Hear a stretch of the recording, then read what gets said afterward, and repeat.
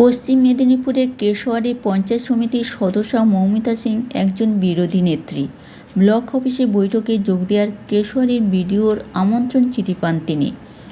আমন্ত্রণ পেয়ে মঙ্গলবার দুপুরে তিনি বৈঠকে যোগ দিলে বৈঠক চলাকালীনই উত্তেজনা তৈরি হয়।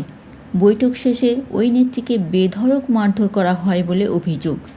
এমনই মারধর যে তিনি অফিস চত্বরেই পড়ে গিয়েছিলেন। বর্তমানে তিনি হসপিটালে ভর্তি। তিনি কি বলছেন শুনুন।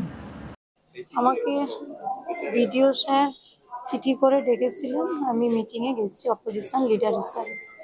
তো সেই বৈঠকে যাওয়ার পরে আমাকে জেলা পরিষদ মেম্বার, কল্পনা সিট, পঞ্চায়েত সমিতির সভাপতি উত্তম সিট, তারপরে যত কর্মাধ্যক্ষ ছিল, রাজু গোস্বামী থেকে বুবু খাটুয়া থেকে সবাই আমার উপরে চড়াও হয়, ঘেরাও করে মারবে বলে।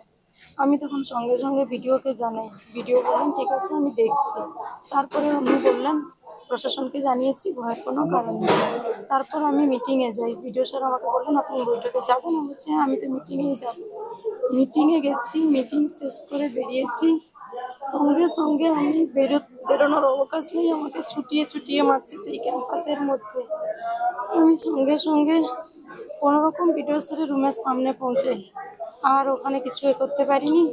সেখানে টেনে হিজড়ে মেরে পুরো শাড়ি টাড়ি খুলে সে কি মার আমার এই হাতটাকে মুচড়ে দিয়েছে। আমি আর কিছু জানতে পারিনি, আমি মাটিতে পড়ে যাই, সঙ্গে সঙ্গে লুটিয়ে সেন্সলেস হয়ে যাই। তারপরে আমার বাড়ির লোক, আমার কর্মীরা সবাই আমাকে ওখান থেকে উদ্ধার করে নিয়ে এসে হাসপাতালে নিয়ে আসে। আমি সেন্সলেস হয়ে 1.5 ঘন্টা ওখানে ভিডিও অফিসের মধ্যে পড়েছিলাম। আমাকে একটু কিছু ভিডিও স্যারের সামনেই সমস্ত ঘটনা ঘটেছে। ভিডিও স্যার ছিল, ভিডিও স্যারের সামনেই হয়েছে।